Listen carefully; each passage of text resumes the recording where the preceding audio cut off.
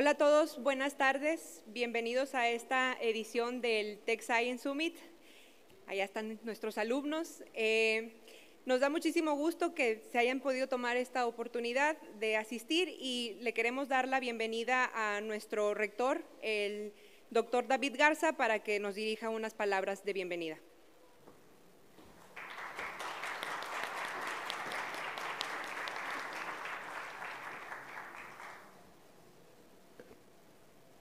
Muy buenas tardes, quiero darles la bienvenida a todas y a todos, particularmente a las personas que nos acompañan de algunas otras instituciones de educación superior, centros de investigación y particularmente a los que viajaron y vienen quizá de alguna otra ciudad.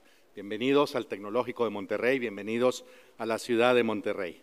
Y bueno, pues es un gusto poder compartir con ustedes esta conferencia en el marco de nuestro Congreso de Investigación, Tech Science Summit, y quiero comenzar también por agradecer la presencia especial. En unos momentos más, pues escucharemos su plática, pero de Susana Lizano, sin duda, pues una investigadora de la cual nos sentimos muy orgullosos todos los mexicanos, que ha puesto el nombre de México en alto, una investigadora de una trayectoria muy destacada, presidenta de la Academia Mexicana de Ciencias, y sin duda creo yo que una inspiración no solo para mujeres, sino también para hombres, de lo que se puede hacer y lo que se debe de hacer en pro de la investigación. Y bueno, pues sé que este segmento de nuestro congreso tiene que ver con mujeres en la ciencia, y precisamente yo quiero compartirles a ustedes que este año el TEC de Monterrey estamos celebrando nuestros 80 años desde nuestra fundación. En septiembre próximo es cuando se cumplen esos 80 años, pero hemos querido que todo el año sea un año de celebración. Y en este proceso de nuestro 80 aniversario, pues hemos tratado de rescatar algunos hitos importantes del Tecnológico de Monterrey, y me da mucho gusto compartirles que algunos de esos hitos tienen que ver precisamente con el rol de las mujeres. Y déjenme les comparto algunos ejemplos. El TEC de Monterrey fue fundado en 1943, ¿sí?, en medio de la Segunda Guerra Mundial, y en 1947, 4 años después, se graduó la primera mujer del Tecnológico de Monterrey y fue precisamente del área de ingeniería. En 1978 el TEC de Monterrey fue la primera institución de educación superior en México en otorgar títulos en femenino, ingeniera, licenciada. Más recientemente, pues creamos el Centro para la Dignidad Humana, definimos protocolos de atención de género, creamos puntos de atención, hicimos la firma de He4She, un compromiso con una organización de las Naciones Unidas. Más que un compromiso, más bien es una iniciativa en la cual se incluyen 9 compromisos, 2 de ellos muy directamente relacionados con un plan de igualdad. Hemos creado una red de mujeres colaboradoras, profesoras, investigadoras, algunas de ellas que le llamamos Red Impulsa, que nos ayudan a identificar esas áreas de oportunidad que tenemos como institución. Y claro, pues muy orgullosos de nuestro programa, que fue iniciado también precisamente por nuestras investigadoras, el programa de mujeres en ingeniería y en ciencias. Pero hoy el TEC de Monterrey, como ustedes saben, pues el TEC de Monterrey hoy somos una institución en la cual ofrecemos distintas disciplinas: ingeniería, negocios, humanidades, ciencias sociales, medicina, arquitectura, arte, diseño. Y bueno, sí, aunque quizá el 70% de nuestro alumnado está en las áreas de ingeniería y negocios, les comparto que al día de hoy el 44% de nuestros estudiantes en carreras profesionales son mujeres, el 40% de los estudiantes de doctorado son mujeres, y dentro de nuestros investigadores que son miembros del Sistema Nacional de Investigadores, más del 30% de ellos son mujeres.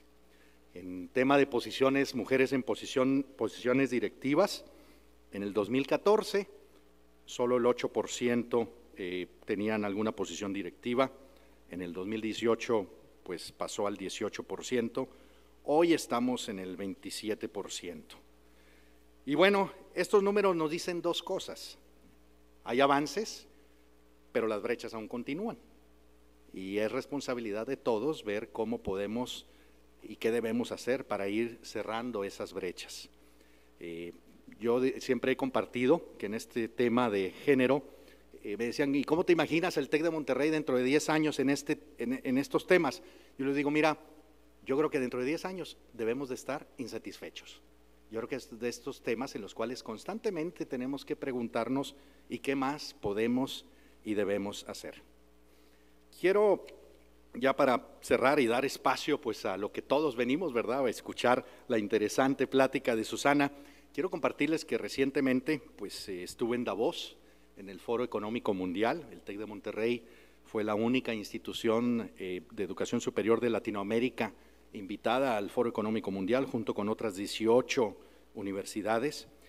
Y a mí me llamó mucho la atención la primera vez que yo tenía la oportunidad de estar en este evento con líderes de distintos ámbitos, jefes de Estado, líderes de los ámbitos científicos, tecnológicos, sociales.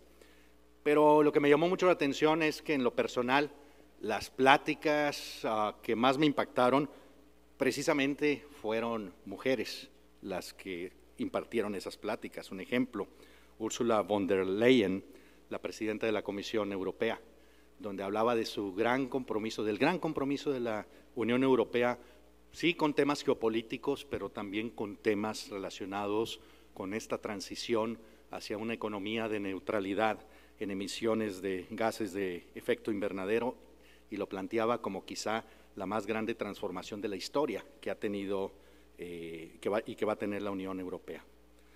Pero otra pues mujer que también me cautivó su mensaje, Olena Zelenska, destacada arquitecta, destacada escritora y primera dama de Ucrania, ¿sí?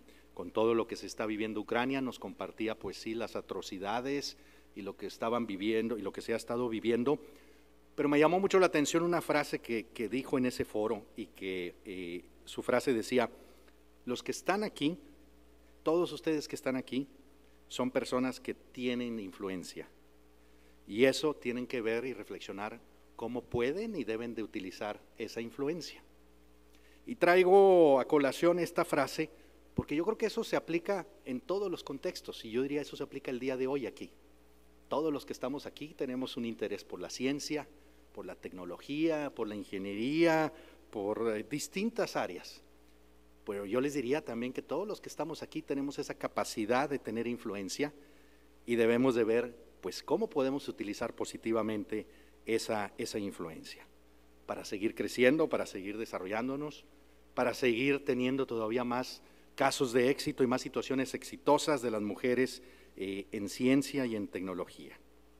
Yo los invito y las invito a seguir inspirando con sus investigaciones, a seguir inspirando para generar las condiciones más favorables para atraer y retener a las estudiantes y a las futuras investigadoras que seguramente van a contribuir de una manera muy importante para el desarrollo de nuestro país.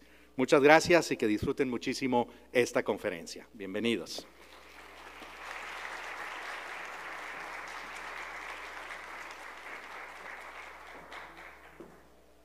Bueno, pues ya que el doctor David Garza dio la bienvenida a la doctora Susana Lizano, que es nuestra invitada especial esta tarde, los dejamos para que vean su trayectoria académica, un pequeño video con su semblanza.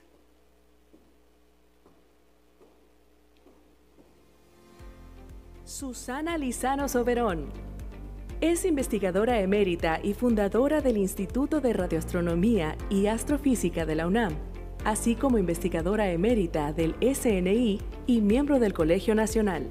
Actualmente es presidenta de la Academia Mexicana de Ciencias, siendo la segunda mujer que ocupa este cargo.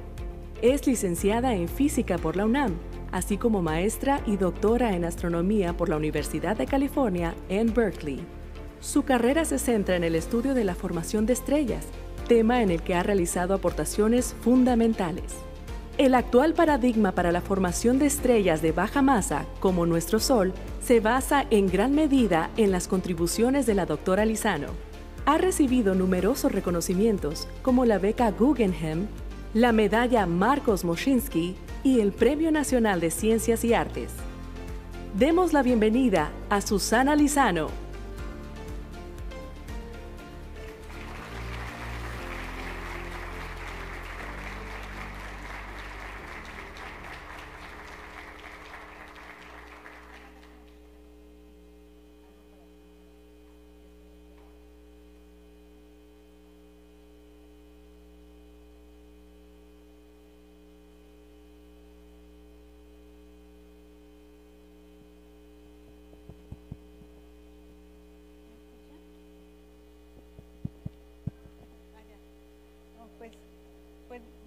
tardes y pues, estoy muy contenta de estar con ustedes aquí. No conocía el campus principal del TEC de Monterrey. Mis hijos fueron a la prepa en Morelia, en el TEC de Monterrey, y realmente los felicito por la labor educativa que han hecho a todos los niveles. Hoy les voy a hablar de algo que no se hace todavía aquí en el TEC, pero creo que es importante porque la astronomía es una ciencia que inspira al ser humano desde que el hombre tiene uso de razón. Aquí les estoy mostrando a una persona viendo un cielo estrellado. Ay, perdón. Ahora sí que, ¿cómo me regreso? Aquí. Aquí está. Y pues creo que todos los que tenemos suerte de ir a un lugar oscuro, pues hemos visto de repente un montón de estrellas y el hombre siempre se ha preguntado qué son esos puntos de luz, cómo llegaron ahí, cómo llegamos nosotros a tener un sol que aparece en la mañana y que desaparece en la noche. Entonces, es cierto que el simplemente conocer la posición de las estrellas ha servido a la humanidad al principio para poder navegar, o por ejemplo, cuando había que plantar las cosechas, o sea, conocer las fases de la luna, conocer el cielo en cada momento del año, les servía para todo esto. Pero yo les quiero platicar más bien de cómo llegamos a la astronomía moderna. Entonces vamos a pasar de esta parte así, digamos, bonita y romántica a ver cómo, o sea, qué es la astronomía hoy en día. Y lo que hace la astronomía hoy en día es aplicar las leyes de la física para entender el universo. Entonces, ¿cómo empezamos? Pues primero les voy a platicar un poquito de historia y tenemos, ustedes saben, a Nicolás Copérnico, que era un científico polaco, era un clérigo, y él fue el primero que propuso que la Tierra giraba alrededor del Sol. Esto fue pues romper una manera de pensar de la época. Estamos hablando del Renacimiento, de alrededor de 1500, porque en el modelo del mundo occidental, pues todo giraba alrededor del ser humano. Y Copérnico dijo que no, que se entendía el movimiento, más claramente el movimiento de los planetas, si podía, si más bien la Tierra y todos los planetas giraban alrededor del Sol. Obviamente esto es contraintuitivo, porque la gente no veía las consecuencias de este movimiento fácilmente, o igual que la gente que dice que la Tierra es plana, porque pues me parece que en mi escala todo está plano, ¿verdad? Pero sabemos que es redonda. Entonces, él propuso esta teoría heliocéntrica y, digamos, desde el punto de vista de la época y de la cultura y de la religión no fue muy bien aceptada. Sin embargo, hay que decir que sí lo aceptaban, que a lo mejor la descripción hecha desde el marco de referencia del Sol hacía que los modelos del movimiento fueran más sencillos.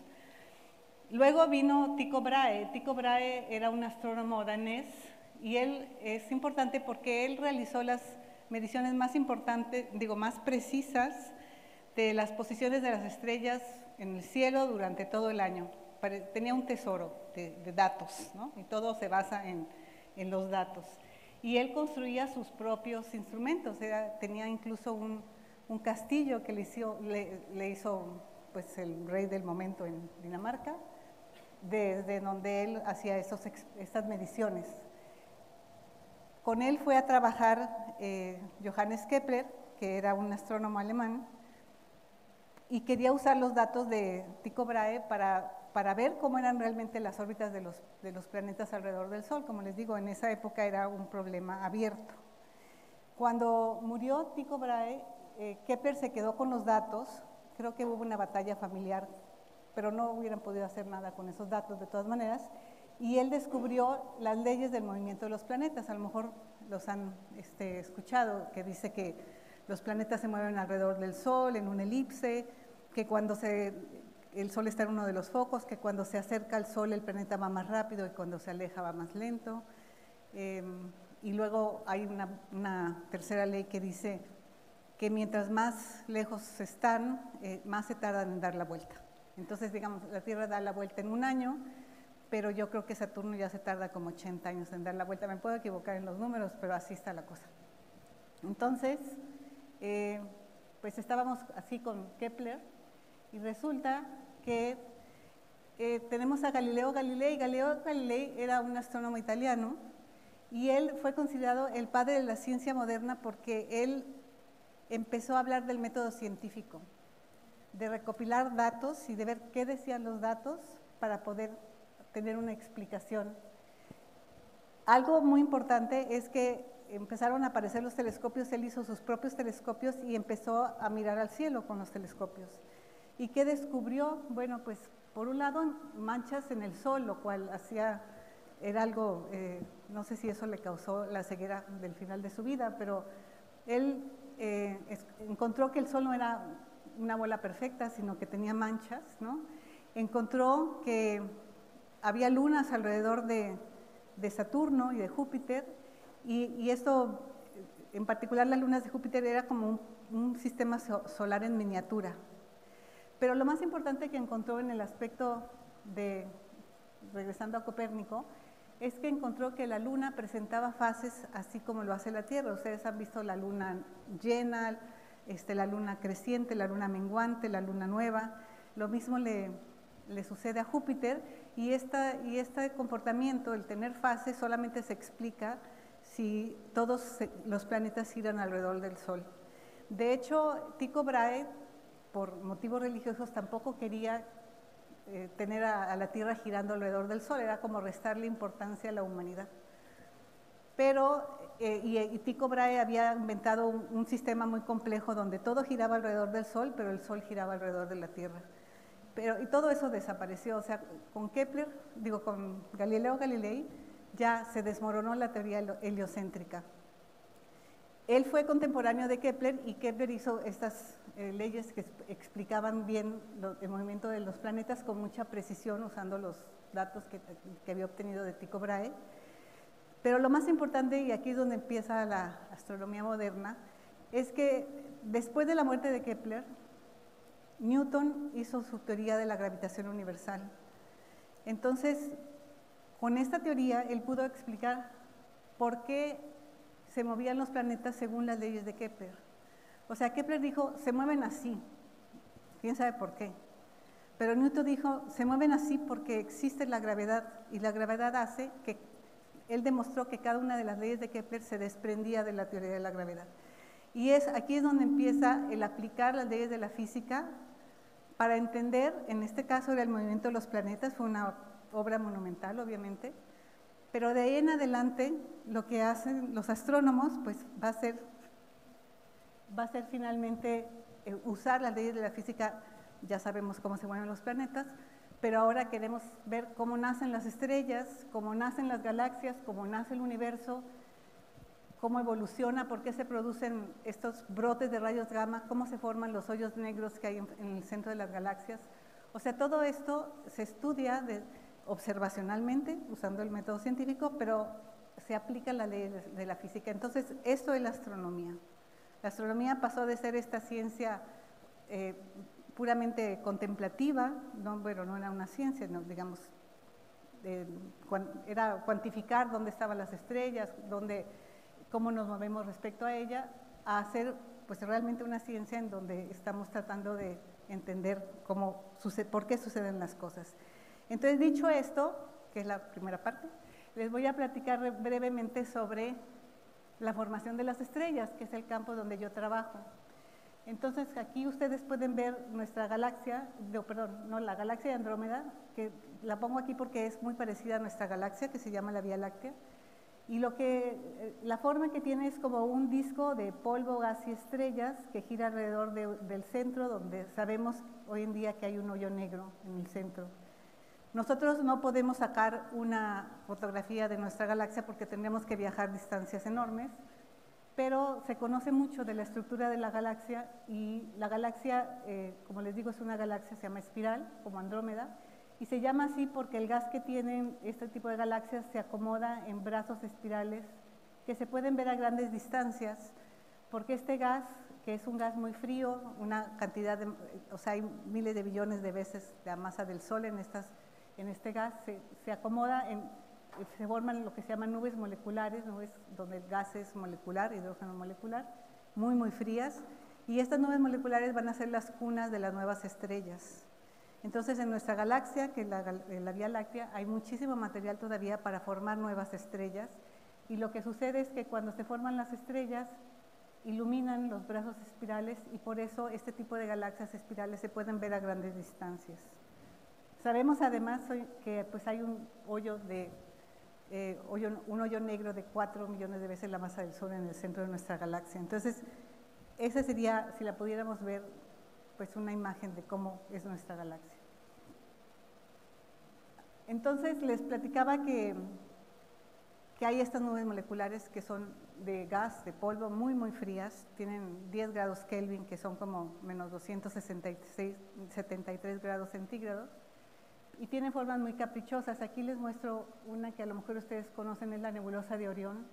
Aquí en el centro está el trapecio de Orión, y esas estrellas son jóvenes. Jóvenes quiere decir que tienen alrededor de 1 millón de años. Eso les parecerá mucho, pero comparado con la vida del universo y comparado con la edad de la galaxia, es nada. O sea, nuestro Sol tiene 4.500 millones de años. Entonces, estas estrellas que son jóvenes son estrellas mucho más masivas que el Sol. De hecho, el Sol es una estrella muy común de baja masa, se llama. Y iluminan la nebulosa de Orión y la ionizan y la destruyen. Ese es parte del proceso de la formación de las estrellas. Les quiero mostrar aquí otra de estas nubes moleculares, que es muy bonita porque es una imagen del nuevo telescopio espacial James Webb, que empezó a funcionar el año pasado y que trabaja en longitudes de onda infrarrojas. Entonces, ustedes ven aquí del lado izquierdo, a lo mejor debería ver de este lado que aquí es izquierdo todavía, sí. Entonces, ustedes ven aquí la nube alrededor y un cúmulo de estrellas, muchas estrellas, cientos de estrellas que son jóvenes otra vez. Esas estrellas, como tienen esta radiación y sus vientos, destruyen la nube materna. Y si se ven a la derecha, desaparecen las estrellas y se ve mejor la nube. Esto nada más tiene que ver con el hecho de que las estrellas no emiten en las longitudes de onda que está buscando el James Webb. Y por eso en esta imagen no están y en esta imagen sí están. Y este telescopio, que, como le decía el señor presidente, es una obra de ingeniería, de la capacidad del hombre, de la invención del hombre, que fue capaz de mandar pues ese telescopio todo encapsulado a su posición donde está ahorita, que se abriera, que mostrara sus grandes alas donde recibe la luz del sol y que empiece a funcionar. O sea, el hombre puede hacer cosas maravillosas, ¿no? Y se requiere de esta tecnología para estudiar el universo. Entonces, ¿cómo se cree que se nacen las nuevas estrellas? Pues les decía yo que nacen dentro de nubes que son muy frías, que se encuentran ahí en el plano de nuestra galaxia, y lo que sucede es que pues son enormes, o sea, tienen distancias, por ejemplo, una nube típica tendrá una distancia como de 10 años luz de tamaño, ¿no? Tendrá cantidad de masa como puede tener 10.000 veces la masa del Sol o 100.000 veces la masa del Sol, y en su interior se van a empezar a condensar pequeños núcleos que se llaman núcleos densos, y estos núcleos van a colapsar por su propia gravedad, y a la hora de colapsar forman en el centro una estrella o un grupo de estrellas a la que le está lloviendo material. Como ese material que le cae tiene momento angular, este giro, por ejemplo, de una patinadora, ¿no?, que está dando vueltas y que cuando cierra sus manos rota más rápido, pues entonces parte del material cae en un disco alrededor y este disco le da vueltas a la estrella. Este disco está formado por polvo y gas y se llaman discos protoplanetarios porque van a dar origen a sistemas planetarios como nuestro sistema solar. Estas estrellas jóvenes, desde muy jóvenes, digamos cuando tienen apenas 10.000 años, empiezan a aventar al espacio unos vientos muy poderosos. Ustedes han de conocer al viento solar.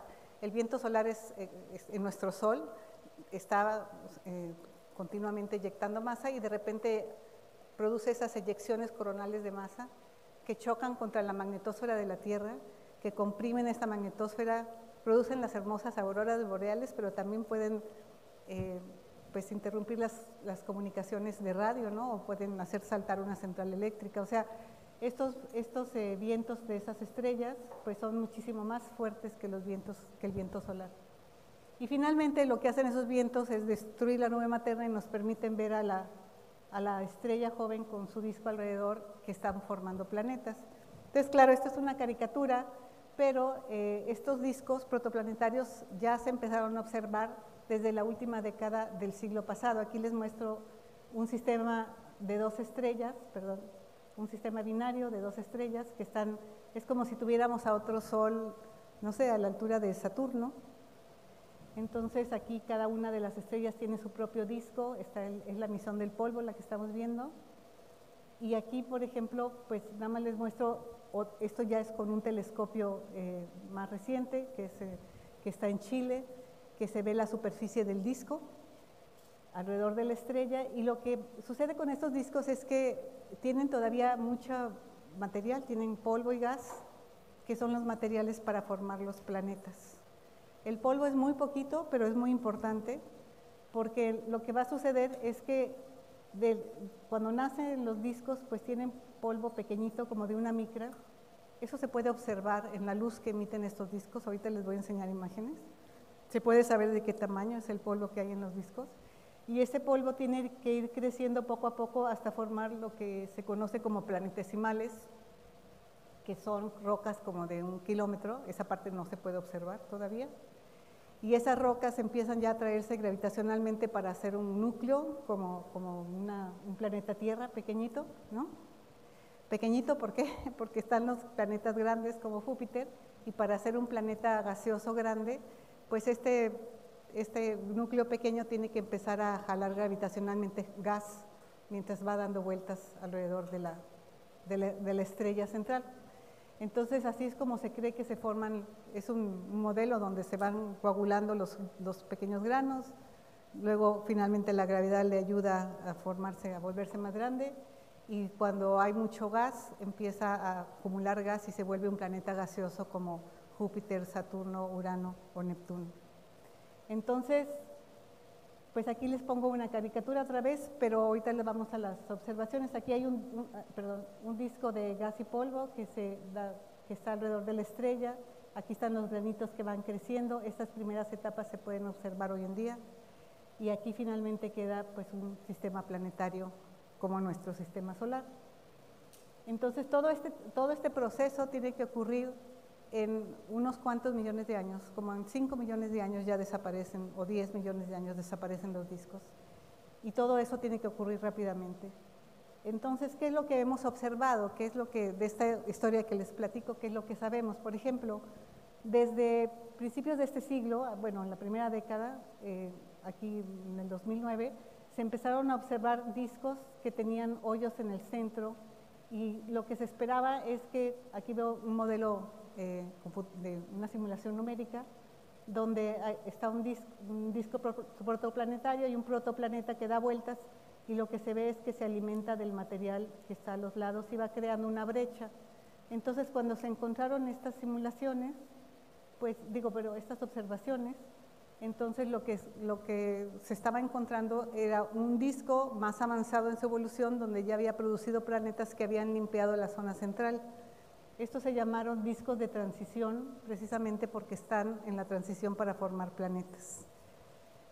Después de esto empezó a funcionar en el 2014, hace como 10 años, un telescopio de radio muy poderoso que está en el desierto de Atacama, en Chile, y que se llama interferómetro porque son muchas antenas, como 66 antenas que en conjunto forman la imagen con una gran precisión. Entonces, este telescopio empezó a funcionar en el 2014, yo creo que ya habían nacido. Y resulta que empezó a ver esto que tienen aquí, es realmente impresionante. Estos son distintos discos alrededor de distintas estrellas en la vecindad, jóvenes en la vecindad solar. Este fue el primero que observaron, parecía casi como si fuera una caricatura, pero es verdad, o sea, encuentran un disco que tiene brechas, muchas,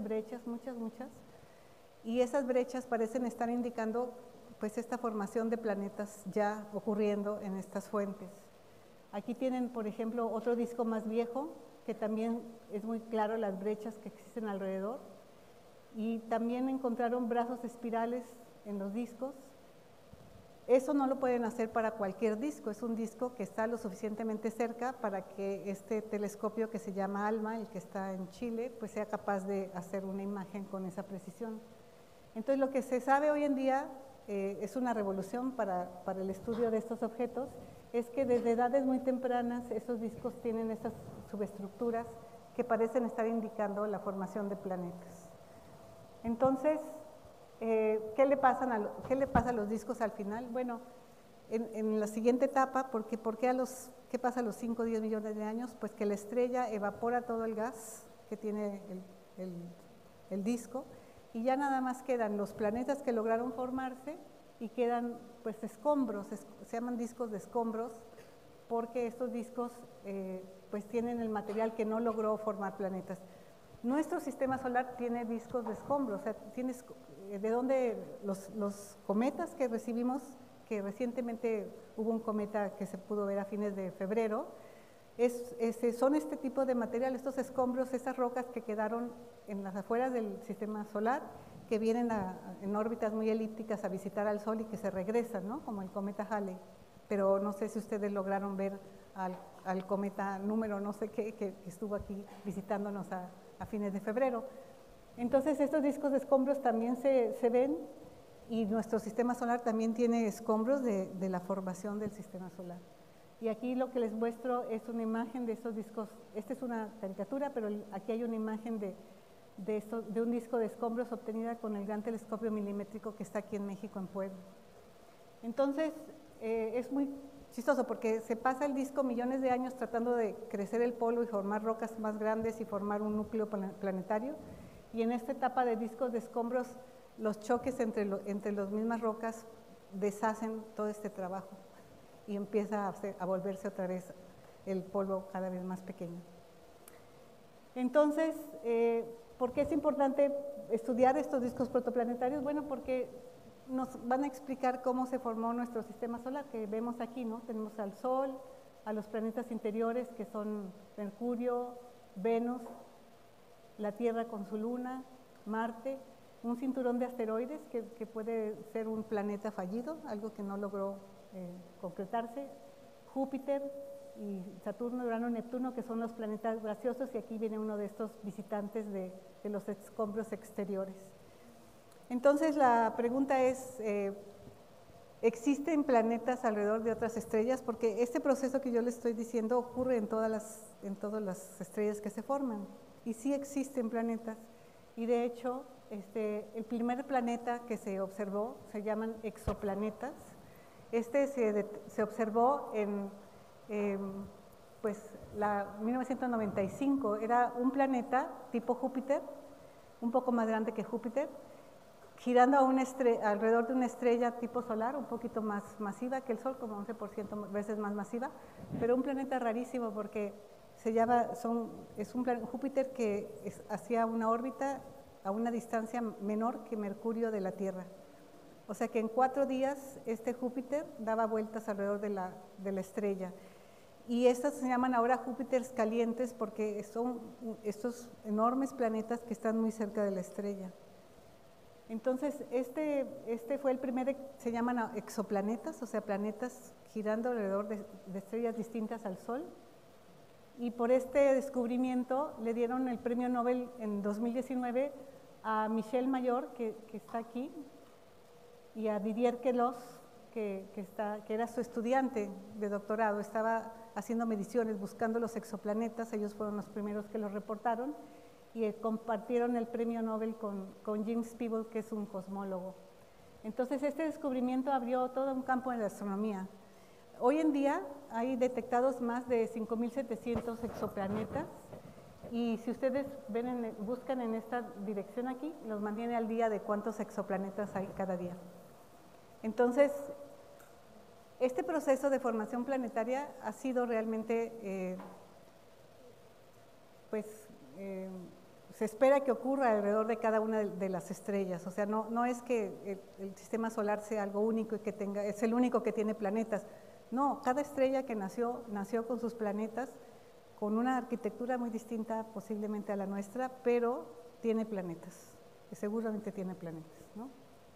Entonces, y además otra área que apareció fue el área de la astrobiología, o sea, porque no tienen curiosidad si en alguno de estos planetas hay vida. Pues hay todo un área de estudio hoy en día que trata de ver pues cómo podría ser la vida distinta a la que conocemos, o sea, trata de imaginarse lo inimaginable. Y entonces, nada más les quiero decir que para detectar estos, la primera vez que se detectaron con lo que se conoce como el efecto Doppler, porque cuando hay dos cuerpos, aquí hay un exoplaneta y una estrella, ambos se mueven alrededor del centro de masa. Como el planeta no emite luz, no lo podemos ver, pero sí podemos ver a la estrella bamboleándose en su órbita, y eso fue lo que detectaron Didier y Mayor, Didier Queloz y Michel Mayor. Entonces, hoy en día incluso esta órbita la pueden ver, pueden ver las posiciones, los interferómetros de radio son tan buenos que ya pueden distinguir dónde va la estrella. Entonces, para poder detectar planetas como, esto detecta, por ejemplo, un Júpiter cercano a la estrella, lo detecta porque lo jalonea la estrella, ¿no?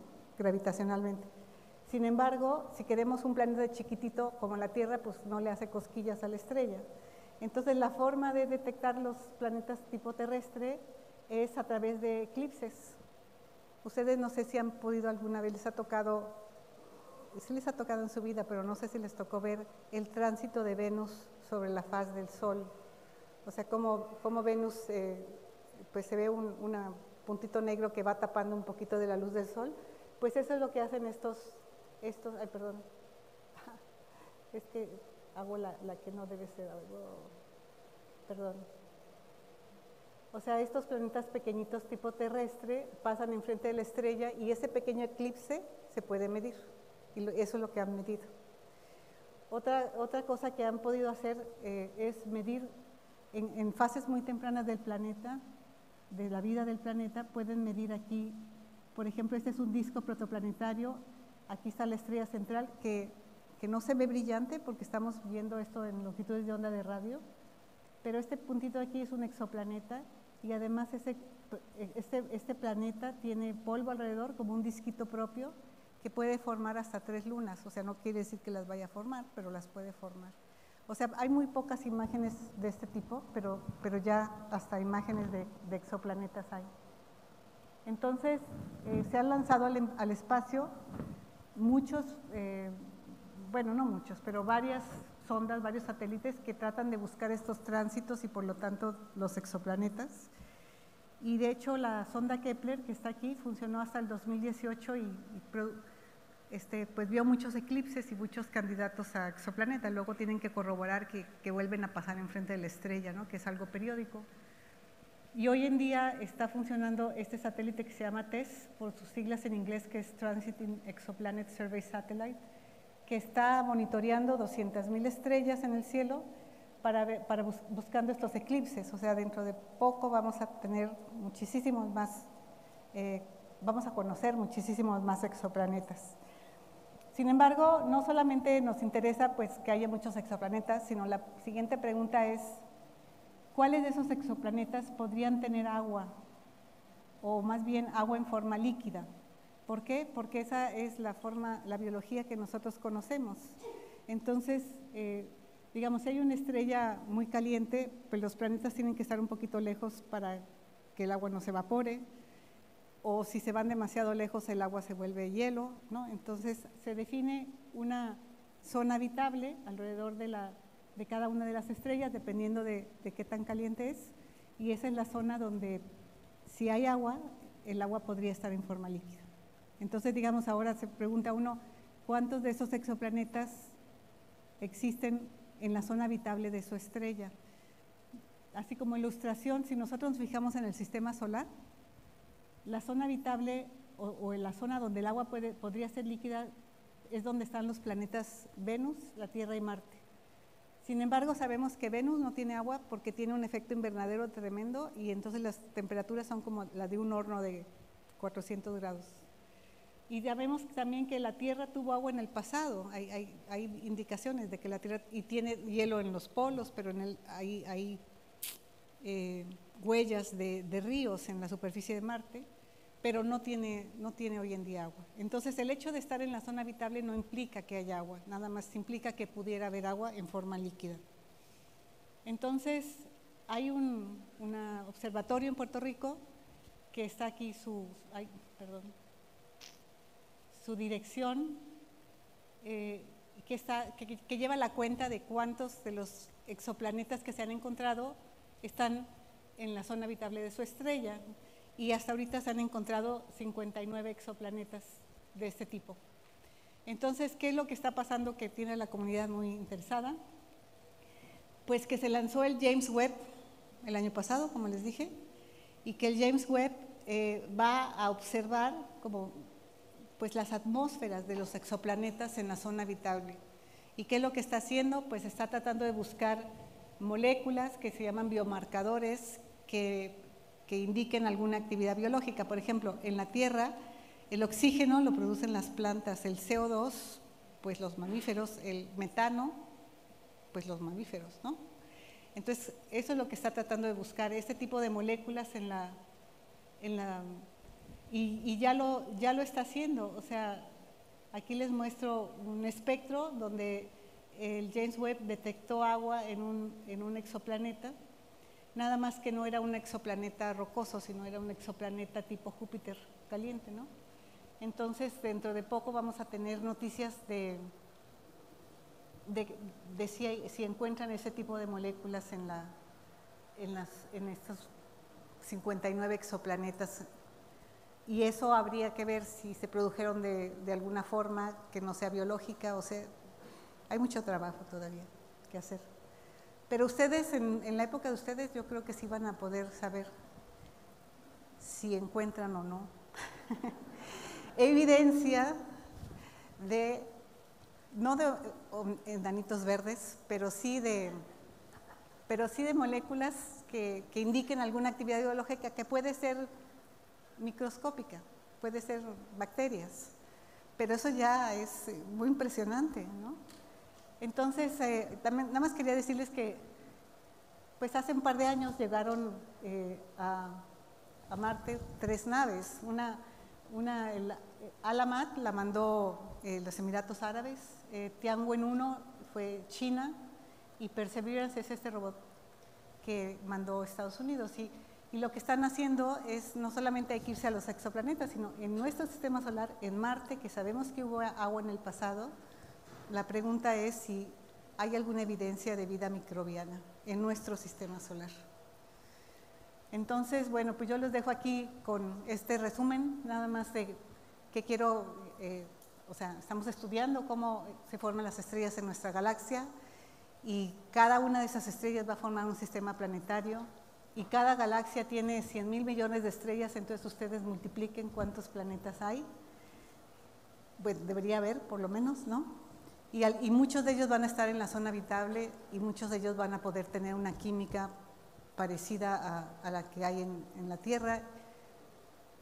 ¿Qué tipo de vida, qué evolución produce eso? No lo sabemos, seguramente muy distinta a la nuestra. No estoy hablando ni siquiera de vida inteligente, lo que se puede encontrar en este momento no es eso. Y entonces, claro, como precisamente no van a ser iguales a nosotros, nada más de otro color, no. Van a ser distintos, seguro. Entonces lo vamos a reconocer, quién sabe. Pero que entonces hay que definir qué es la vida. Es algo que metabolizan para poder tener energía, que se reproduce, que es resiliente, porque si no, desaparecería muy rápidamente, ¿no? Entonces todas estas propiedades se estudian, incluso hay institutos dedicados hoy en día a esta nueva área de la astrobiología.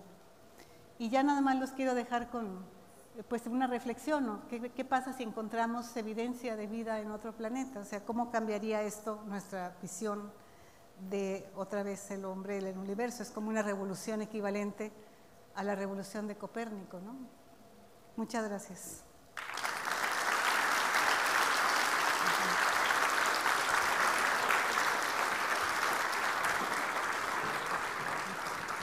Muchas gracias, Susana. Bueno, vamos a pasar, los invito a sentarse. Aquí Susana, Alejandra. Alejandra es alumna destacada de la carrera de Ingeniería Física Industrial. También recientemente ganó el tercer lugar en un concurso de la NASA. Entonces, invitamos a la audiencia, a la gente que está viendo esta conferencia en línea también a compartirnos sus preguntas mientras compartimos este espacio con la doctora Susana. Y bueno, yo estoy muy contenta de que Susana nos acompañe el día de hoy, que se haya tomado el tiempo de visitarnos aquí en Monterrey. Muchas gracias, Susana, y es la primera vez que la recibimos aquí. Y les quiero contar, dando como un preámbulo a esta sesión de preguntas, que yo conocí a Susana hace, no me gusta decir hace cuánto, pero hace 15 años, cuando yo estaba, como muchos estudiantes aquí, egresando de la carrera, y llegué al Instituto de Radioastronomía y Astrofísica. Ella fue mi tutora durante todo el posgrado. Y ahorita Susana nos dio una plática en la que nos dio un recorrido en la historia de cómo ha ido evolucionando el conocimiento, lo que sabemos del universo, ¿no? Desde Tycho Brahe, las leyes de Kepler, Newton, hasta ahora que tenemos un superinstrumento poderosísimo como el James Webb, el telescopio espacial James Webb. Y cuando yo llegué al instituto, lo primero una de las primeras tareas que teníamos que hacer era leer un artículo que ahorita Susana presentó muy bien sobre la formación de las estrellas, cómo se forman las estrellas, ¿no? Y ese artículo nosotros llegábamos, era uno muy famoso, que si lo buscan, lo googlean, es Shu, Adams, Lizano, y se llama formación de estrellas, ¿no? En las nubes moleculares, formación de estrellas. Solamente son 3 autores. Ese artículo se escribió cuando yo estaba naciendo. Los papás de Alejandra yo creo que apenas se estaban conociendo. Y es un artículo muy interesante porque ahorita no tenemos nosotros a Newton para que se siente aquí con nosotros y nos platique cómo fue que desarrolló, se le ocurrieron, ¿no?, cómo plantear las leyes de la física, las leyes de Newton, que son fundamentales para que ahora tengamos el telescopio espacial Hubble o el James Webb, que es un superinstrumento. Pero sí tenemos aquí sentada a Lizano, Shu, Adams, Lizano. Bueno, Lizano, ese artículo fue muy importante porque es la base. Ahorita ella se los presentó, a nosotros nos lo enseñaban como cuando éramos estudiantes de maestría. Yo crecí académicamente conociendo ese modelo de que las estrellas se forman en una nube molecular, hay un disco a través del que se acreta material para formar la estrella, y ahora tenemos imágenes impresionantes de estos grandes telescopios, radiotelescopios como ALMA. Entonces, yo quisiera aprovechar que te tenemos aquí sentada y que podemos preguntarte de primera mano, de primera voz, ¿cómo fue ese proceso? ¿Cómo fue participar cuando estabas iniciando tu carrera? Eras un estudiante de doctorado de un investigador muy reconocido como lo es Frank Shu. Y pues sí, que nos cuentes cómo fue esa experiencia de estar participando en algo que es un paradigma sobre lo que se basa la formación de estrellas actualmente y que apenas ocurrió hace menos de 40 años. Yo creo que ustedes me escuchan, ¿verdad? Pues sí, han pasado muchos años. Bueno, yo creo que es lo que tú dices. Yo tuve mucha suerte de trabajar en Berkeley con este asesor, con el doctor Frank Shu, en una época en que el campo de la formación de estrellas no existía como tal. Un amigo me dijo, vas a ir a Berkeley y quieres hacer teoría, deberías hacer teoría, ahorita le digo qué quiere decir, pero me dijo, deberías hablar con Frank Shu, y fue a hablar con él y me dijo, bueno, a mí me interesa ahora la formación de estrellas. Y mi amigo me dijo, ese va a ser un tema importante en el futuro. O sea, no había nacido, la gente no sabía cómo se formaban las estrellas, no sabía que para formarse tenían que eyectar vientos al espacio al mismo tiempo que estaban acretando masa, por ejemplo, ¿no?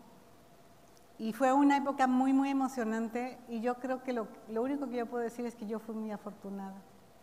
pero no tanto como esta, bueno, no, sí, no me quejo, pero ya vieron a Queloz, que era también estudiante de doctorado y luego ya tiene un premio Nobel, o sea, toda distancia guardada.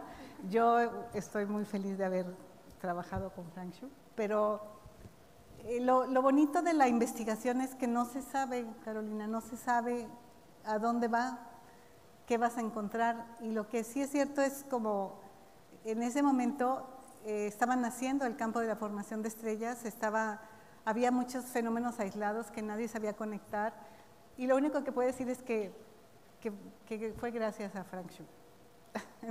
Y que es una persona muy generosa y que yo tuve la suerte de trabajar con él. Y yo creo que pues siempre en la investigación ese es el trabajo que uno hace con los estudiantes, es embarcarse en una aventura para ver a dónde vamos a llegar y compartir lo que uno está haciendo, ¿no? Entonces, si uno tiene mucha suerte, te toca un buen asesor. Muchas gracias, Susana. Creo que no se oye. No. Ya. Ahí está. Ok, perfecto. De acuerdo a todas sus experiencias, pues obviamente ya nos ha contado pues sus proyectos, en qué ha sido su línea de investigación, la cual es muy interesante, y esto abre para mí una duda muy fundamental para mí, ya que pues estoy iniciando aún en este mundo de la ciencia, estudiando como ingeniería física. ¿Cuál ha sido la evolución en cuanto a la oportunidad hacia la mujer en las ciencias básicas y en la astrofísica, vaya? Bueno, la astrofísica se ha caracterizado por tener una proporción bastante alta de mujeres. Cuando digo alta me refiero a nivel mundial alrededor de un 30%, pero eso hay que compararlo con un 5% en matemáticas, ¿no? O sea que en ese sentido es alto. Entonces el ambiente en astrofísica siempre ha sido pues como natural. Había de hecho mujeres que claro que les costó trabajo, yo conocí mujeres que les costó mucho trabajo. Por ejemplo, la doctora Silvia Painberg, que es una astrónoma muy destacada del Instituto de Astronomía, todavía le tocó la época en que no podían ir a los observatorios porque no había baños para mujeres. O sea, no, estaba vetado, nada más podían observar los hombres. O sea, eso pasó. Dicho eso, ya que arreglaron el problema y había dormitorios para que se quedaran mujeres y hombres, la astrofísica es mucho más incluyente. Ahora, hoy en día hay un estudio de la Academia Mexicana de Ciencias que muestra que a nivel de licenciatura en las áreas de STEM se está llegando al 50%. El señor rector estaba diciendo las cifras en el TEC de Monterrey, y eso es una tendencia general. En maestría y en doctorado se está llegando al 50%. Entonces, no es un problema de que las mujeres estén graduándose de las carreras de STEM de licenciatura. Digo, puede mejorar, ¿no? 40 a 50, claro. Me da mucho gusto estas medidas que están tomando en el TEC, es realmente muy sano pensar que simplemente, pues, incluir a todos en la producción del conocimiento, no nada más a la mitad de la población, ¿verdad? Pero el problema es que se descorazonan después. O sea, yo invito a todas las jóvenes y a los jóvenes también que continúen que persigan su sueño en el área que les interese, que no terminen con mucho éxito una licenciatura, un posgrado y que después digan, me exige la sociedad tener un trabajo y hacerme cargo de una familia. No, ese es un trabajo conjunto. Búsquense un buen compañero o ustedes sean buenos compañeros, ¿no? O sea, realmente la aventura es conjunta y eso permitiría que no se descorazonaran y siguieran adelante. Y luego, lo que se han roto son muchos techos de cristal también. Les dicen a estas metas donde las mujeres no avanzan, ¿no? Yo creo que lo importante es no dejar nunca de seguir avanzando en lo que en tu sueño, ¿no? Tú quieres seguir adelante. Nadie está persiguiendo los reconocimientos, estás persiguiendo la satisfacción de aprender y de hacer tu trabajo y de descubrir algo, ¿no? Claro, concuerdo. Lo importante es pues ser determinado, ir por detrás de lo que uno realmente quiere, ¿verdad? Exacto. Perfecto, muchas gracias. Y referente a esto que pregunta Alejandra, también me gustaría resaltar algunas cosas que se mencionaron en el video de tu semblanza y que nos compartieras. Es que, bueno, eres una mujer muy destacada porque perteneces, por ejemplo, al Colegio Nacional. El Colegio Nacional, si no lo conocen, les platico un poco, es una institución que agrupa a las 40 personas más, la doctora Lizano lo dice como los maestros de la nación. Yo digo que son las personas más brillantes en sus respectivas áreas del país y solamente son 40 personas en todo el país. A esa institución, el Colegio Nacional, perteneció Diego Rivera. A ver, somos regiomontanos. Alfonso Reyes, ¿alguien sabe quién era Alfonso Reyes? ¿Nadie? Era el regiomontano universal, era un poeta. Su papá era Bernardo Reyes, fue gobernador de Nuevo León durante 20 años. Y Susana es ahora la primera mujer en ser parte del Colegio Nacional en el área de ciencias exactas, la única astrónoma. Hay 4 astrónomos, 3 astrónomos, ella es la única mujer. Es la segunda mujer en ocupar el cargo de presidenta de la presidencia de la Academia Mexicana de Ciencias. Esa fue fundada hace 64 años, entonces 64 años, solamente 2 mujeres. Es la única directora que ha tenido el Instituto de Radioastronomía y Astrofísica de la UNAM.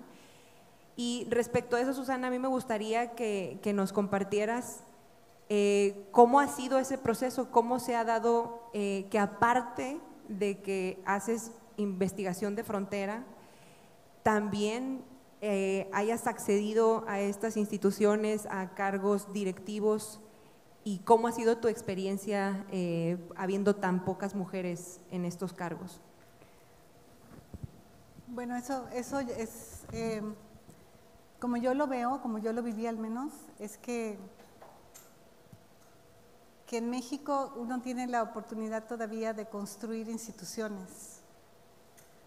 No todo está hecho.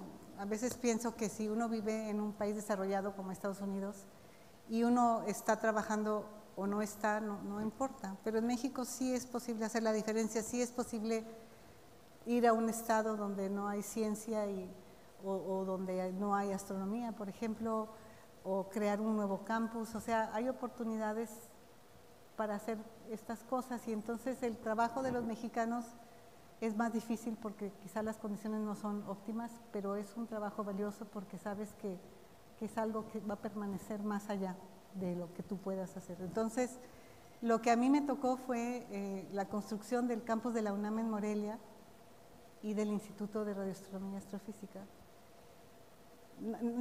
Nadie que le guste su trabajo de investigación está feliz de que le den un cargo de académico administrativo, o sea, uno se resiste lo más que puede, pero a veces es inevitable porque uno quiere que eso se consolide y uno quiere que eso funcione. Entonces, así es como yo lo he vivido.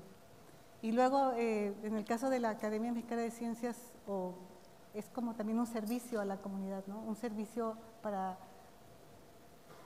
apoyar el desarrollo de la ciencia en México, para explicar a los tomadores de decisiones a nivel de gobierno o de la industria o de la población en general, la importancia de la ciencia. Entonces, es un servicio que uno tiene que asumir. Otra vez, yo debo decir que el sueño de todo científico es que lo dejen uno solo pensando en sus problemas, pero eso es poco probable. Entonces, sobre todo en nuestro país, de veras, hay mucho trabajo que hacer a todos niveles, a niveles de instituciones, a niveles de divulgación de la ciencia, a niveles de explicarle a los diputados y senadores por qué es importante que México invierta en la ciencia. Entonces uno tiene que asumir ese compromiso. No importa si eres hombre o mujer, tienes que entrarle. Muy bien. Pues bueno, yo creo que estaría bien darle oportunidad a la audiencia. No sé si, bueno, ahí hay una pregunta. Gracias. Buenas noches. Doctora, muy amable por compartirnos esta información. Es una pregunta con dos vertientes. Sabemos hoy que tenemos radiotelescopios, el Hubble desde hace mucho tiempo, el James Webb a partir de hace unos meses, pero en términos del nacimiento y creación de estrellas, ¿qué nos faltaría por conocer y aprender? Y la segunda parte de la pregunta es, pues las estrellas también mueren, las estrellas también se enfrían. ¿Qué estamos descubriendo acerca de la conclusión de la vida de las estrellas?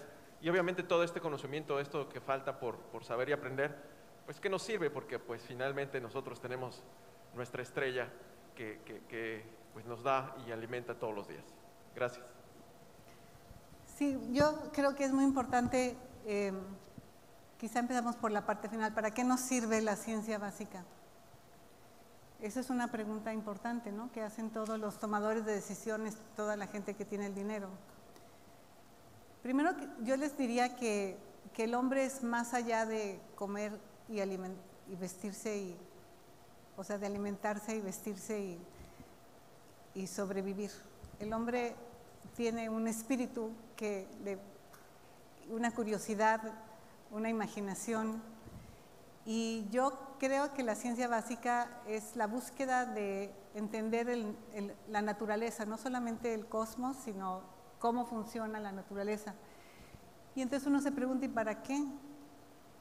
Bueno, la verdad es que esta vida acomodada que tenemos hoy en día se debe precisamente a ese conocimiento de ciencia básica. Acabamos de pasar una pandemia donde se aplicó precisamente el conocimiento de la ciencia básica para hacer una vacuna en tiempo récord, y por eso estamos otra vez aquí reunidos sin tapabocas, ¿no? Pero yo les platico que parte de estas vacunas se obtuvieron porque a alguien le interesó estudiar una bacteria ancestral que durante miles de millones de años evolucionó para protegerse de los virus, con una serie de proteínas que crearon la nueva tecnología que se llama el CRISPR-Cas. Esa tecnología que permite cortar con mucha precisión las moléculas y hacer ingeniería genética y hacer clones, incluso de seres humanos. Eso es una cuestión ética, ¿no?, que hay que discutir. Todo eso es un conocimiento que viene de la ciencia básica y ahora tenemos esa tecnología. Entonces, claro, le estoy asustando para que vean que puede ser buena o mala, pero todo lo que tenemos, o sea, ustedes vivieron ya con el celular, todos los jóvenes están aquí y ese celular viene de la mecánica cuántica. Y entonces, ¿quién eran estos científicos que a principios del siglo XX se preguntaban cómo funcionaba la naturaleza a nivel microscópico? Pues eso se convirtió en el GPS, o sea, ustedes ya no usan una guía Roji como nosotros cuando éramos jóvenes, ¿no? O sea, todo esto que tenemos hoy en día es la aplicación de una ciencia básica que se busca por el conocimiento mismo, que yo creo que enriquece al hombre, y al mismo tiempo tiene una derrama insospechada. Yo les puedo dar miles de ejemplos, pero de veras, busquen ustedes todo lo que tienen en su vida cotidiana y van a ver que está basado en el conocimiento científico hoy en día, la mayor parte, gran parte, ¿no? Eso por un lado. Por otro lado, respecto a qué nos falta conocer del nacimiento de los planetas y de las estrellas, se planean telescopios mucho más poderosos que los que yo les he mencionado. Un proyecto interesantísimo es la expansión del telescopio que se llama Very Large Array, que está en Nuevo México, que va a hacer el Next Generation, que va a poner antenas mucho más alejadas, incluso en México. Estamos hablando del TEC de Monterrey, o sea, de veras, o sea, van a poner antenas en el norte de México, están buscando instituciones para ponerlas, y eso va a hacer que este telescopio nos vaya a dar una información.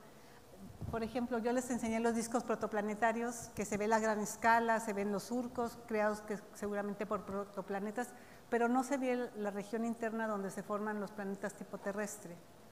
O sea, podríamos encontrar tierras ahí con estos nuevos telescopios. Y es una obra de ciencia y de ingeniería impresionante la que quieren hacer con Estados Unidos y Canadá. Otro instrumento también que es un interferómetro que se va a expandir por kilómetros así en Australia, se llama el Square Kilometer Array, que va a poder ver pues las primeras etapas de formación del universo. Entonces, o sea, hay proyectos y además en la parte de formación de estrellas va a poder ver los vientos que yo les platiqué, que las estrellas tienen un viento mucho más poderoso que el viento solar, pues va a poder detectar directamente estos vientos, ¿no? Entonces, hay muchas cosas súper emocionantes que están pasando en este momento. Y respecto a la muerte de las estrellas, hay un artículo muy bonito con resultados del James Webb que muestra imágenes muy impresionantes de este proceso de una estrella tipo solar. Las estrellas como el Sol, cuando se mueran, van a eyectar al espacio muchísimo material y que se ven hoy en día en otros objetos que se llaman nebulosas planetarias por un motivo histórico, pero es una estrella que está muriendo, una estrella tipo solar que está muriendo. Entonces, hablando del Colegio Nacional, yo los invito porque el próximo lunes a las 6 de la tarde tenemos un ciclo que se llama Noticias del Cosmos y ahí nos van a hablar de la sorprendente muerte de una estrella tipo solar, precisamente vista con el James Webb. Entonces, pues los invito para que vean cómo mueren las estrellas.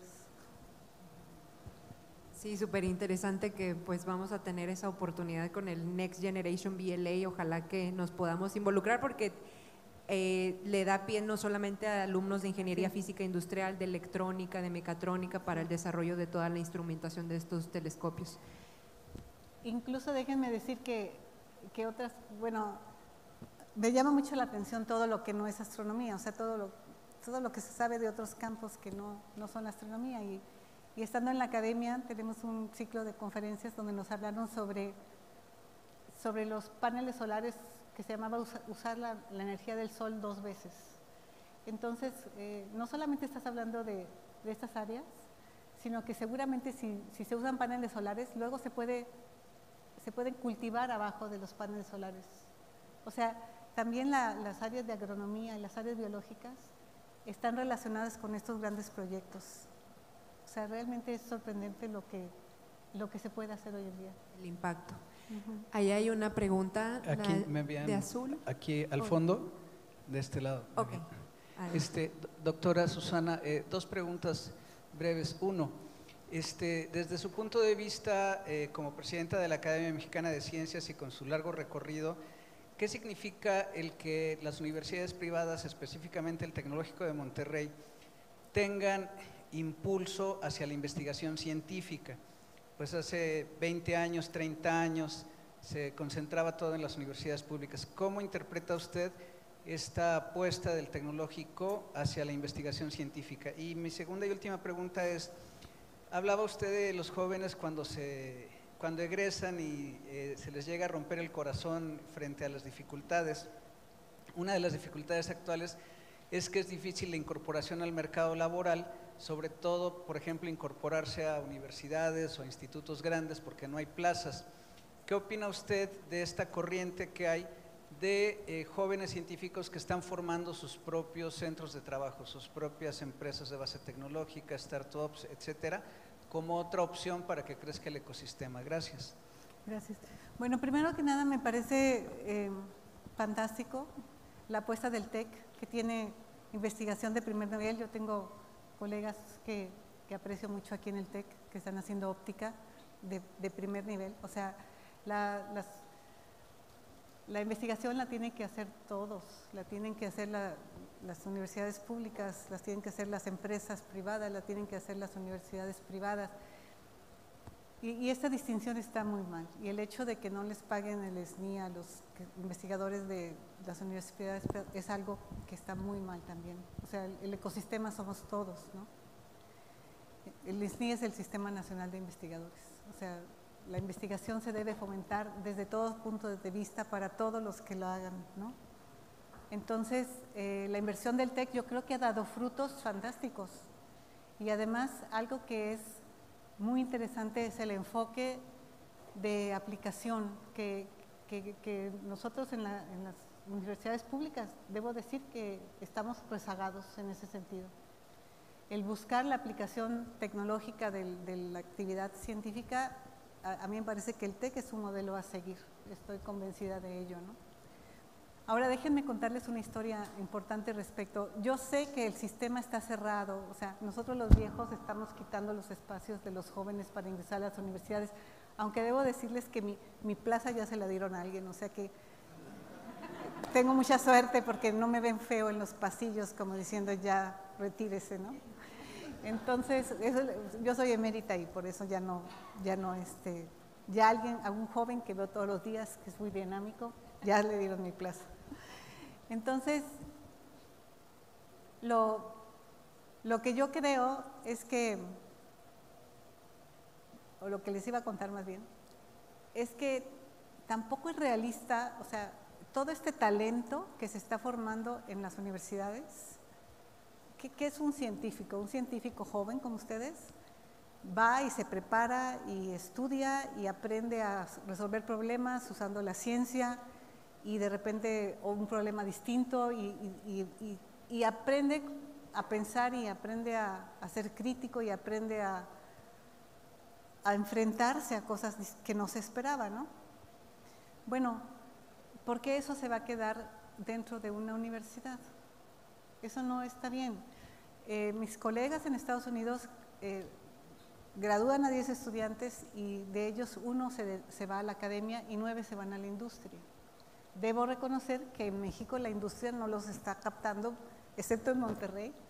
O sea, no en Monterrey, yo creo que en el norte del país se tiene la infraestructura y el talento y son captados. Y esta nueva modalidad de que creen sus propios startups me parece genial. Si yo tuviera 40 años menos, bueno, yo nunca fui muy buena para algo práctico, pero debo decir que eso es muy bueno, es como que este talento llegue a las industrias, que hagan una propia compañía, ¿no? Para desarrollar algo. Yo creo que es fantástico, lo están haciendo por necesidad, ¿verdad? Sin embargo, no lo vean también eso, véanlo como una oportunidad, vean como que toda esta preparación, o sea, yo les decía, bueno, yo estaba en la Sociedad Mexicana de Física de presidenta y iba a hablar con los empresarios, decía, véanlo como alguien súper preparado, o sea, que ustedes les van a plantear un problema y se va a poner a pensar cómo resolverlo. Eso no viene en un manual, o sea, no hay manual que les resuelve ese problema, pero una gente preparada sí lo puede resolver. Entonces, yo creo eso, que sí, la investigación es apasionante, pero también creo que pues van a ganar mucho más si se van a la industria y lo óptimo sería que tener un ecosistema tan rico que las industrias estuvieran peleando los egresados de estas carreras. Eso sería el mejor de los mundos y que entonces alguien que no quiera ir a la industria, pues se resigna a vivir más austeramente y se vaya a la academia. Está bien, hay que aspirar a mejorar nuestro país, ¿no? O sea, porque yo creo que México tiene muchas oportunidades, pero yo también admiro el modelo del TEC. Bueno, pues muchas gracias. Ahora pasando a una pregunta del público, pero en línea, me preguntan, ¿cuál es la pregunta en astronomía más importante a responder para las próximas generaciones? Bueno, yo creo que la más importante, yo no trabajo en eso, es saber si hay vida en otros planetas. Puede ser, porque eso cambiaría nuestra manera de pensar, ¿no? Nuestro lugar en el universo. Yo la verdad que ustedes tienen 2 visiones, los astrónomos pensamos que vida puede ser unicelular, está bien, pero simplemente no es posible que dada la cantidad de estrellas que hay en cada galaxia, dada la cantidad de galaxias, dada la cantidad de planetas alrededor de cada estrella, pues seamos la única que tiene vida. Pero que se demuestre que esa y yo creo que ustedes, los jóvenes, les va a tocar saber esa respuesta. Ahora, hablen con un biólogo y les va a decir, oh, no, vida inteligente, muy difícil, ¿no? ¿Quién sabe? ¿Quién sabe? También los números ganan. Yo no creo que hayan llegado aquí los extraterrestres, por cierto, las distancias son muy grandes en el espacio. Además, tengo otro argumento. Si hay una civilización lo suficientemente avanzada para viajar a grandes distancias, ¿para qué se acerca a este planeta tan salvaje? O sea, no necesita hacerlo, no necesita, lo ve desde lejos, se da cuenta que nos estamos matando unos a otros, que estamos contaminando el planeta, o sea, bueno, y el hombre es capaz de muchas cosas buenas, pero hay cosas que no estamos haciendo bien. Sí, ahí hay una pregunta también. Sí, hola, buenas tardes, hola Susana, mucho gusto en saludarte de nuevo. Hola, Julio. Tocaste un punto que se me hace muy importante en tu respuesta anterior y es la percepción que se tiene en México acerca del trabajo científico.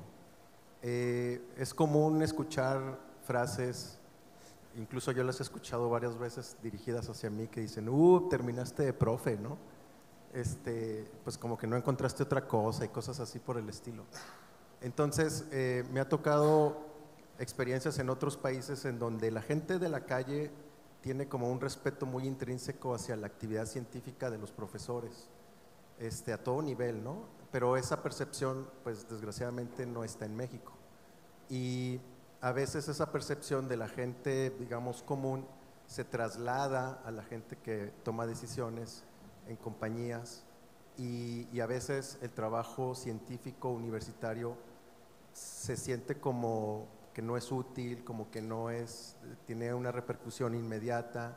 Entonces, en tu experiencia, ¿qué tenemos que hacer para cambiar esa percepción desde una base de nuestra sociedad, ¿verdad? Y que México sea un país con una profunda tradición científica desde la base, ¿verdad? Y eso pues yo creo que cambiaría muchísimo, digamos, el desarrollo científico, ¿no?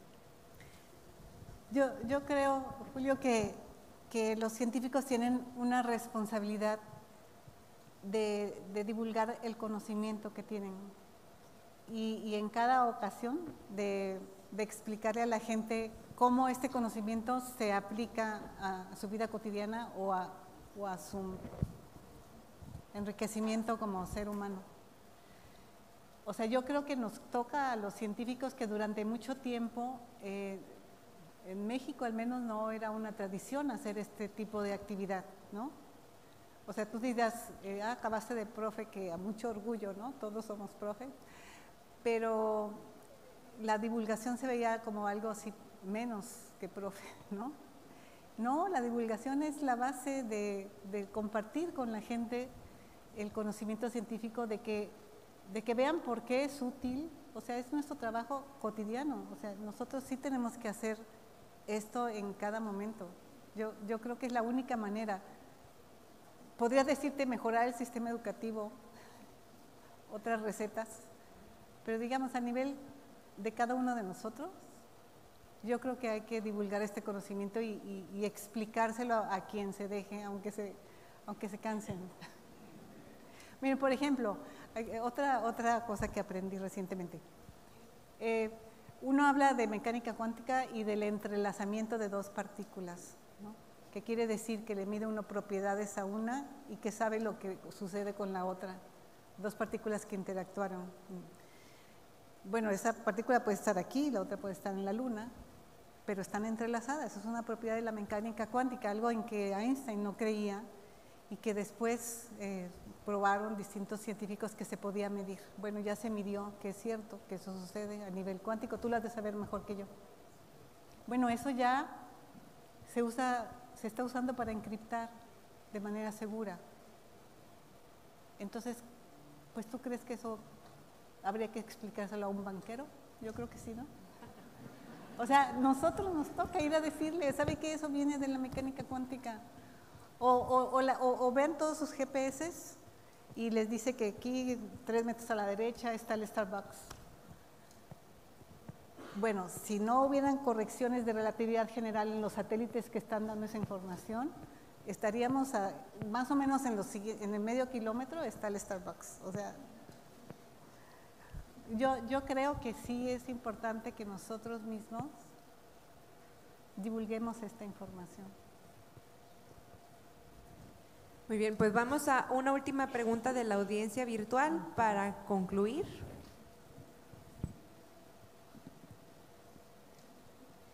¿Cree que habrá nuevos y mejores telescopios espaciales en el futuro cercano? ¿Y cómo cree que afectaría a la astrofísica si encontramos señales de vida en otro sistema solar? Bueno, la astrofísica los está buscando, ¿no?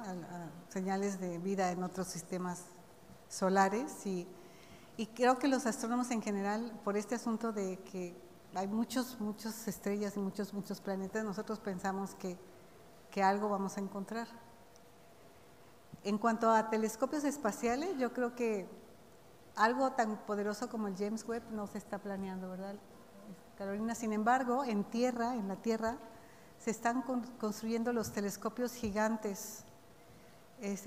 Dentro de poco va a haber un telescopio que se llama Vera Rubin, en honor a una mujer que fue la que descubrió la materia oscura, ¿verdad?, de las galaxias. Entonces, o sea, va a haber, todavía hay grandes telescopios en desarrollo que van a ser, pues cada vez que se hace estas nuevas tecnologías, se descubren cosas insospechadas en el universo. Entonces sí hay muchas cosas que están pasando, sí van a haber telescopios mejores. No creo que haya una misión espacial tan costosa y tan poderosa como el James Webb, pero sí en tierra sí. De hecho, hablando de tecnologías, me gustaría para cerrar nos compartieras algo de lo que tú sabes que nos relaciona a los astrónomos, la UNAM y el TEC de Monterrey. En el primer piso de la biblioteca, aquí en el Tecnológico, está que ahí fue la primera conexión a Internet, pero también a la par, también los astrónomos estábamos trabajando en eso. Bueno, me estoy contemplando los astrónomos y yo todavía no estudiaba, pero bueno. Y me gustaría que nos compartieras lo que tú estabas viviendo en ese momento, porque tienes ahí una anécdota respecto a eso. Bueno, efectivamente en el Instituto de Astronomía en México, la doctora Gloria Kenigsberger, que pues ojalá un día la puedan invitar, tenía interés en esta nueva tecnología de Internet que se estaba ya usando en Estados Unidos para poder comunicarse con los colegas en tiempo real y para poder mandar información y transmitir datos de telescopios, en fin, era algo que se veía muy poderoso. Y ella convenció a las autoridades de la UNAM de poner la primera antena que recibió en la Ciudad de México esta señal, ¿no? O sea, el Internet. Después ya dijeron, pues no se lo puede quedar el Instituto de Astronomía y se formó una entidad en la UNAM que se encargó del asunto. Pero bueno, el hecho es que si no es por la perseverancia de una astrónoma, no pasa, ¿no? Bueno, pasan más años en la oscuridad cibernética. Pero lo que yo recuerdo es que yo regresé de Estados Unidos, de mi doctorado, con un shock cultural muy difícil, porque uno cambia de cultura de repente, ¿no? Y estaba funcionando este Internet apenas incipiente, llevaba pocos años. Y recuerdo entonces que en momentos de dificultad de la UNAM, traían las cintas grabadas de los mensajes de CU, o sea, Ciudad Universitaria, a Monterrey para que ustedes, aquí en el TEC, lo mandaran a Estados Unidos. Increíble, ¿verdad?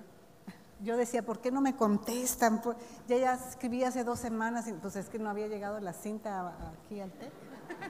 Pero bueno, eso es una barbaridad, pero es algo que quiere decir que sí, que había una colaboración entre la UNAM y el TEC y que pues no creo que no sé si pasó al revés, pero estoy segura que pasó en esta dirección por lo menos, ¿no? Otra cosa que no es cierto, no voy a hablar mal de nadie.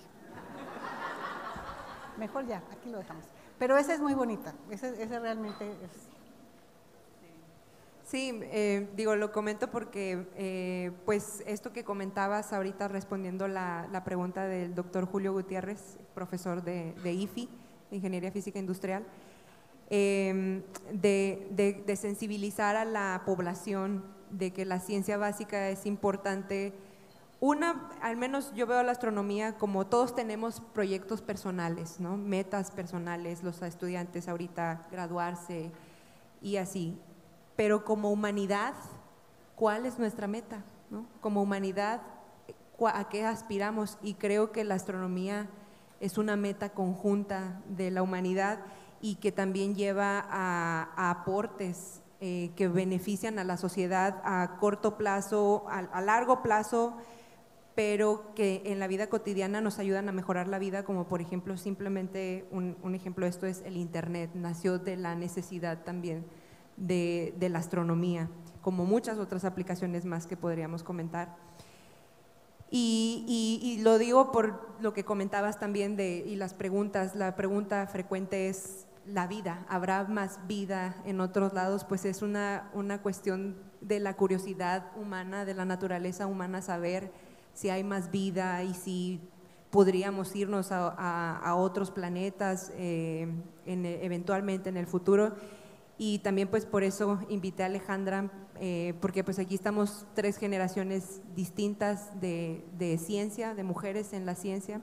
Alejandra, pues como les comentaba, ha incursionado en estas áreas de las ciencias aeroespaciales y pues estamos muy contentas de tenerte aquí. Estoy muy contenta también de que el TEC tenga este espacio para conversar y para que veamos que tenemos vínculos para colaborar y bueno, muchísimas gracias, Susana, de verdad, por tu tiempo, y a todos los asistentes.